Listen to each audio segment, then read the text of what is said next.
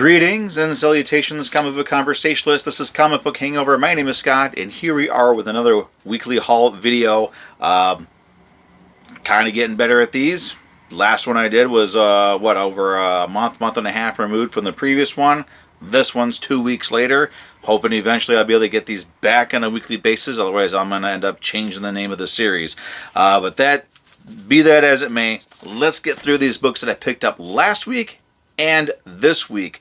And of course, as always, we got to start these off with a facsimile edition. So we have Marvel Fanfare number 15, Ben Grimm cover. I always kind of like this cover. I don't have the original for this one, so this is another reason why I like getting these facsimile editions. If I don't have the original, a lot of times it's cheaper to get this. Although I think this is probably like regular, or at an LCS, it's probably maybe $1 book. So it's probably cheaper to get the original, but this is in much better shape. So I also picked up, and I didn't realize this was a second printing. I had no idea this went into a reprint already, but I grabbed the first issue of Bug Wars. I got the second print for it. Recommended by one of the guys that works down at my LCS. Actually, two of the guys that work down at my LCS recommended this one. So I haven't had a chance to read it yet, but I do want to check it out. I didn't realize it was so thick. It's like a double-sized issue for the first issue. They said there's a lot of setup in this, but that basically means when the second issue, if I get the second issue, it means I can hit the ground running. So looking forward to checking that out. I always love getting recommendations like that from the guys that work at my LCS. The last book that I picked up last week is actually... this right here is the last book that I picked up last week, and the reason why there are so many is because we have Godzilla vs. Fantastic Four. Now, I'm going to talk about this one. I'm just going to show you the covers as I talk about it. So this was a very hyped up crossover event. It's going to be a series of 6 one-shots.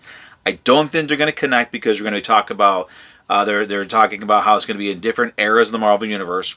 It is going to be different versions of Godzilla. So I think one of them might get Shin Godzilla, we'll get the Millennium Godzilla, the 54 Godzilla, that sort of thing. This one is kind of like the Millennium Godzilla, if I remember right.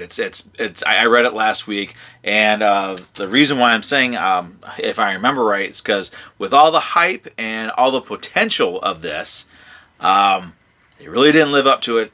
In my expectations, there is sort of a promise of this big fight between Godzilla and Galactus, that Godzilla was going to get the power cosmic, which he did in this series. He did get the power cosmic, and he was able to sort of stand up to Galactus, but we didn't really get a big Galactus Godzilla, cosmic powered Godzilla fight.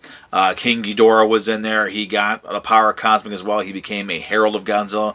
Really didn't get that much of a fight. There's a lot of setup to this, but I think all that setup took away from the fact that we didn't really get much of a fight at all. So I gotta say, it was neat seeing the Fantastic Four, sort of reference Godzilla and then the King Ghidorah thing, and even Silver Surfer sort of recognizing that Godzilla might be their one hope. He just has to have the power cosmic in order to face off against Galactus and the power cosmic version of King Ghidorah. But other than that, I mean, there's got some great covers. Yes, I love these covers, but the story itself, very lackluster. Kind of disappointed in it. I am still going to grab the rest because we've got Avengers, we've got X-Men. I think the last one is going to be Thor, and a few other ones in there. So I'm looking forward to seeing where what other writers and other creative teams are able to do with this idea. But this one was very lackluster. I gotta say, it was just very, very lackluster. So this week, actually, here's the last one that I picked up last week, and this is Crime Suspense Stories. EC Archives Crime Suspense Stories Volume 4. This is the last one. I think this is actually going to be the last EC Archives that's coming out that I'm going to pick up. They're going to continue with doing the books that predated this era, this new trend era of EC comics, like Moon Girl and stuff like that.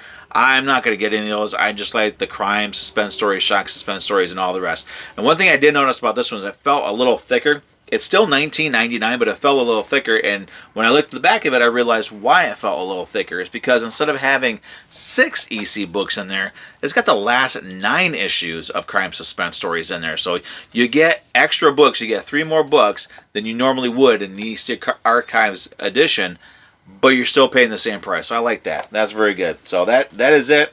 Except for the few that I'm missing, that I think I missed some of the weird fantasy and the weird science ones, and I think there's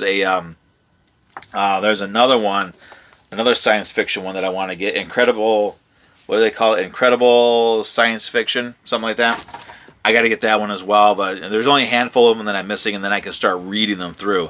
Now, the books that I picked up this week, let's start with the facsimile edition. Batman number 614. This continues the Hush storyline.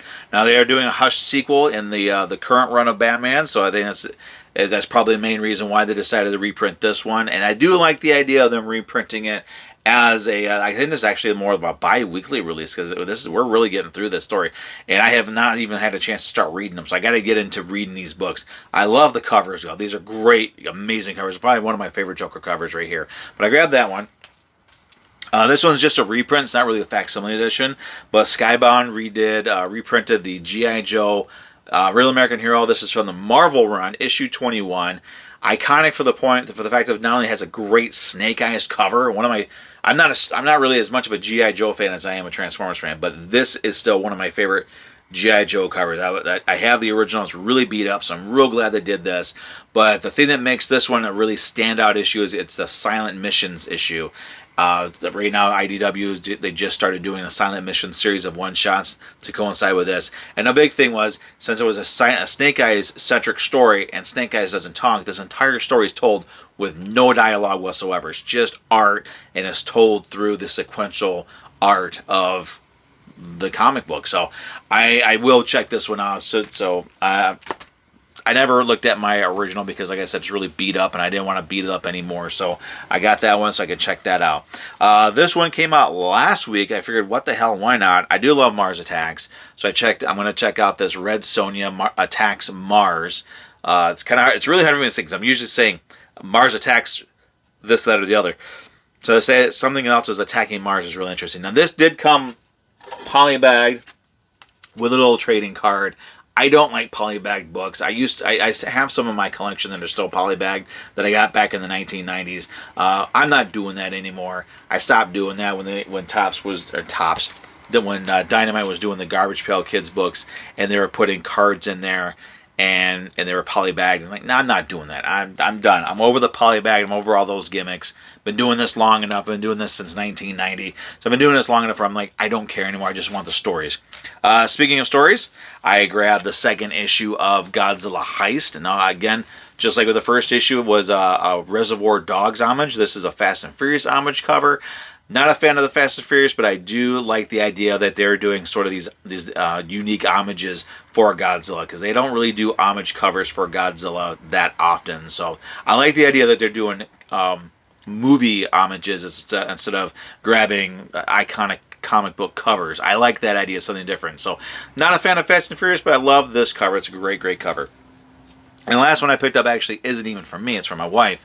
She liked this cover of the Mothra, Queen of the Monsters, so I picked this one up for her. It's a pretty sweet cover. Actually, I think this is actually done by the artist that's inside, that does the interior art, so it kind of pulls it all together. It's a great cover. Not the one that I picked up for myself, but she liked it, so I grabbed it for her. So that is it. Those are all the books that I picked up last week and this week. Hopefully next week I'll be able to do this on a weekly basis, which is really what I want to get back to doing. But, sometimes life gets in the way and you're not able to do that sort of thing. And, it happens. But that said, I hope everybody had another great new comic book day. We're already starting to get books that are coming out for a free comic book day. That's coming up. But that we'll talk about another time. I do really hope that everybody had a great new comic book day. Have a great weekend. Have a great rest of your week. All that fun stuff. And I will see everybody next week. I'm going to go make some dinner because I'm really hungry and my kids are too. Talk to you later. Bye.